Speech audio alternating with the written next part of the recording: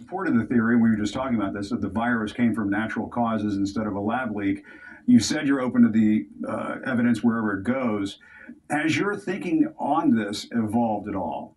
Did you start off as, oh no, it's definitely natural causes, and now you're thinking, well, maybe it might be a lab leak? You know, Jim, I've kept an open mind throughout the entire process. What has changed over months to a year or more is what I mentioned a bit ago, namely that as evolutionary virologists went into this deeper and deeper and analyzed it from a number of standpoints, epidemiologically, virologically, geospatially, they wrote two very important, well written, peer reviewed papers in Science magazine, strongly suggesting that in fact it was a natural occurrence from an animal to a human. But strongly suggesting, Jim, doesn't nail it down definitively. And that's the reason why I say to this day, I will keep a completely open mind as to what the origin is. And on this theory of a lab leak, I've been wondering this. Do we have any idea how that would even work? Have you heard any accounts as to how that might have happened? Is there speculation in the scientific community as to how that happened? Yeah, that's a very good question, Jim. So one of the things that people maybe don't fully appreciate, that all of the intelligence agencies agree unanimously that this was not engineered. Namely, they didn't deliberately do this to make a bioweapon. Everybody agrees with that. No matter what your prior thoughts were, everybody agrees with that. A lab leak could be that someone was out in the wild, maybe looking for different types of viruses in bats, got infected, went into a lab, and was being studied in the lab, and then it came out of the lab. But if that's the definition of a lab leak, Jim, then that still is a natural occurrence. The other possibility is someone takes a virus from the environment that doesn't actually spread very well in humans and manipulates it a bit, and accidentally it escapes or accidentally infects someone, and then you get an outbreak. Those are the possibilities when you're talking about lab leaks. But are there any accounts of that occurring where one might say, okay, well, there we go. Perhaps this is it. This is what happened. No. That you're aware of. In fact, there are no lab leaks that have led to pandemics.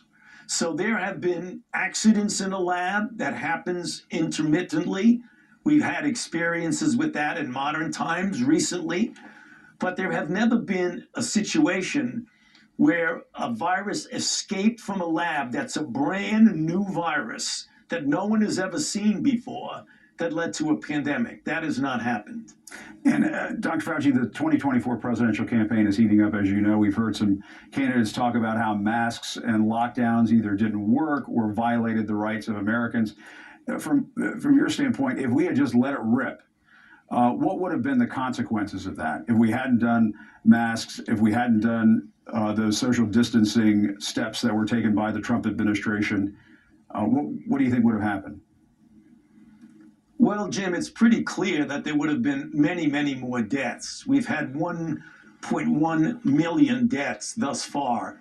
If there had not been mitigation methods of wearing masks and at least temporarily under certain circumstances shutting down, particularly when we were having that tsunami of cases in New York and then in the rest of the country, if that had not been done, then there clearly would have been a lot more deaths than we've already experienced. And the other thing I wanted to ask you is, you've been vilified on the far right. I know you know that. And we've seen Elon Musk tweet that his pronouns, he's the owner of Twitter, that his pronouns are prosecute. Fauci, others in the GOP have talked about arresting you and prosecuting you for your handling of COVID. What's your response to that, your response to Musk, and what has that been like for your family? Well, I mean, there's no response to that craziness, Jim. I mean, prosecute me for what? What are they talking about? I mean, I wish I could figure out what the heck they were talking about. I think they're just going off the deep end. That's the answer to your first question. It doesn't make any sense to say something like that, and it actually is irresponsible. Of course, it's going to have a difficult effect and a deleterious effect on my family. I mean, they don't like to have me getting death threats all the time.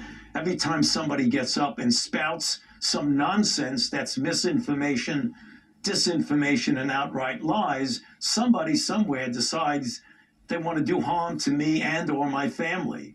So that's the part about it that is really unfortunate. The rest of it is just insanity, the things they're saying, but it does have a negative effect when people take it seriously and take it out on you and your family, which is